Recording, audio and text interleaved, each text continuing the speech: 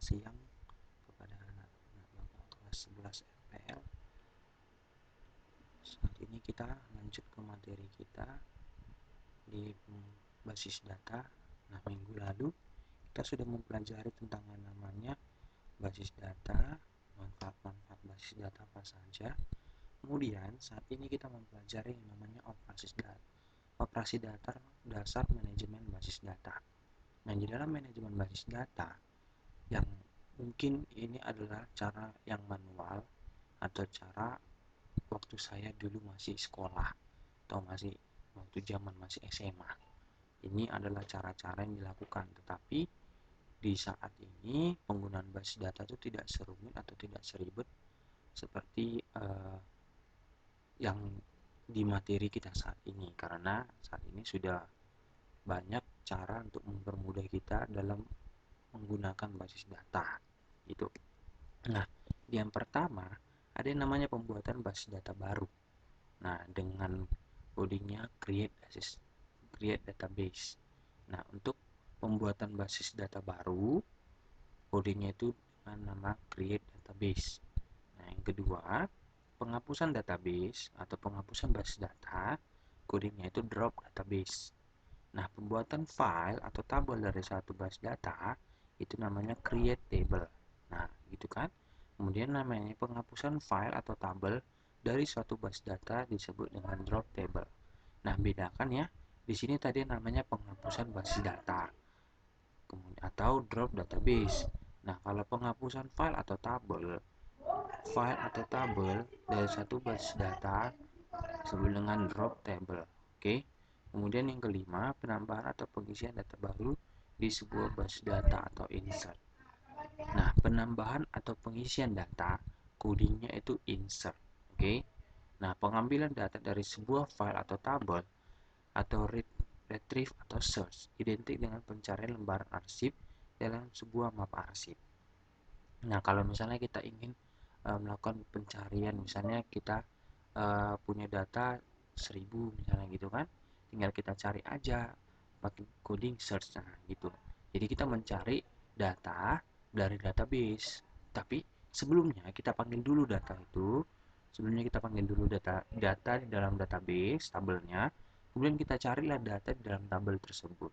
Maka bisa kita cari menggunakan search atau retrieve. Oke, ingat dulu, sebelum kita melakukan pencarian di dalam tabel suatu basis data, kita lakukan dulu yang namanya pemanggilan basis datanya atau pemanggilan database-nya. Nah, setelah kita melakukan pemanggilan database, kemudian kita melakukan panggilan yang namanya tabelnya. Nah, tabelnya itu yang identik kita, misalnya kita ingin mencari nama dari seorang pembeli gitu, pembeli kita. Nah, mungkin kita hanya mau lihat namanya saja. Nah, di kolom nama ini, baris nama ini dia terletak di tabel mana? Nah, mungkin dia di tabel pembelian. Udah, kita panggil dulu tabel namanya tabel pembelian. Nah, kemudian kita panggil atau kita search namanya nama yang ingin kita cari. Nah, gitu. Kemudian pengubahan data dari satu tabel. Nah, codingnya update. Misalnya nih, kita tadi udah cari yang namanya misalnya Budi. Nah, gitu kan. Kita tadi awalnya ingin mencari nama Budi di tabel penjualan. Nah, pertama berarti kita panggil dulu yang namanya tabel penjualan. Ya kan? Awalnya kita panggil dulu database-nya. Database, nama database kita, kemudian kita panggil dulu lagi namanya tabel penjualan, kemudian kita panggil namanya Budi. Nah, ketika kita ingin mengganti mengubah sedikit atau beberapa dari tabel si Budi, misalnya kita ingin merubah tanggal lahir si Budi, udah kita pakai yang namanya codingnya update. Nah, dari coding update ini caranya kita panggil dulu namanya si Budi, kemudian kita update namanya atau kita update umurnya, makanya terjadi perubahan update di database kita melalui coding yang kita jalankan. Identik dengan perubahan isi lembar arsip yang ada di sebuah arsip. Nah, gitu. Nah, kalau di arsip dia kan kita cari filenya dulu. Kita cari filenya, misalnya kita dikelompokkan udah kita kelompokkan per tabel misalnya gitu kan. Misalnya kayak tabel ini ada arsip penjualan, udah kita buka arsip penjualan. tanggal berapa, bulan berapa, misalnya gitu kan. Oh, si Budi kemarin belinya minggu lalu, kita cari 2 minggu terakhir. Nah, kita cari nama si Budi. Nah, gitu. Hampir sama. Cuman kalau misalnya kita menggunakan database, kita pakai coding. Kalau arsip kan tidak. Nah, kemudian nomor ke-8, penghapusan data dari seluruh atau dari sebuah file atau tabel yang namanya delete.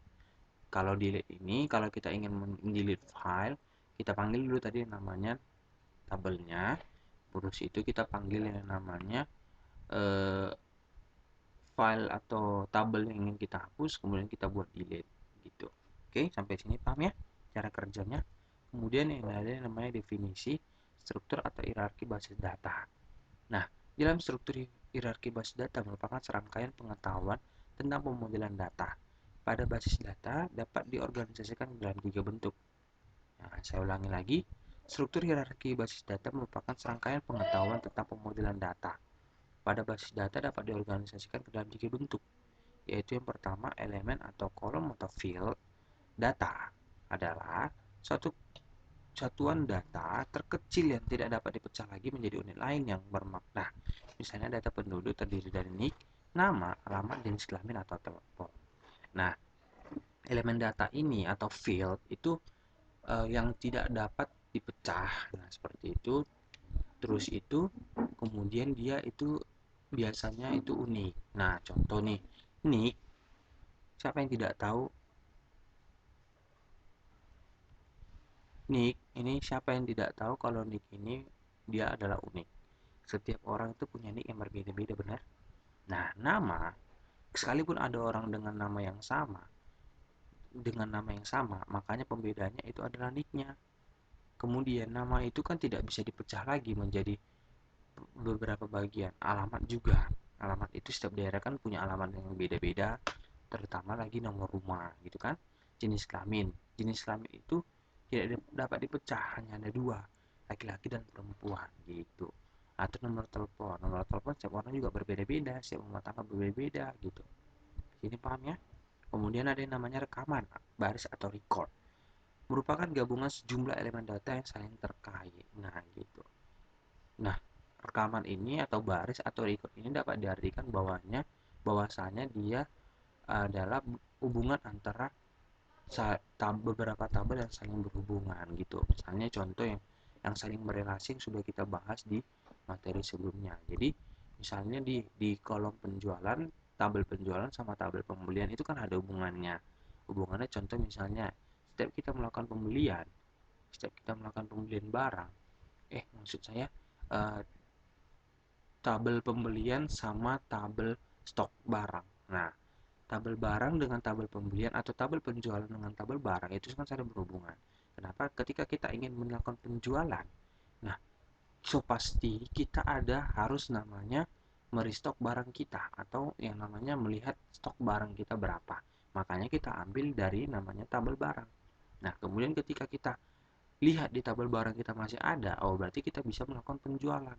Makanya di tabel penjualan pasti ada yang namanya nomor barang, nama barang, jenis barang gitu. Jadi itulah merupakan contoh yang namanya rekaman atau baris atau record. Oke.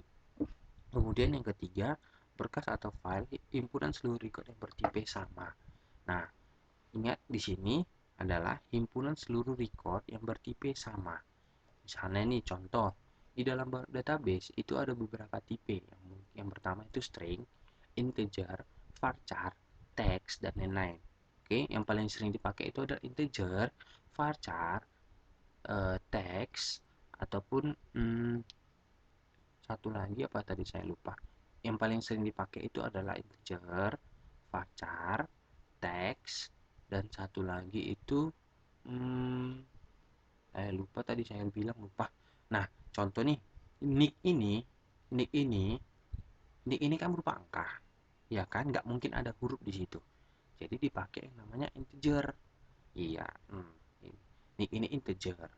Nah, bedanya apa dengan varchar? Varchar itu boleh angka, boleh huruf. Ya, saya ulangi lagi, varchar itu boleh angka, boleh huruf. Nah, di nama nama ini boleh kalian gunakan yang namanya varchar, ya kan? Nama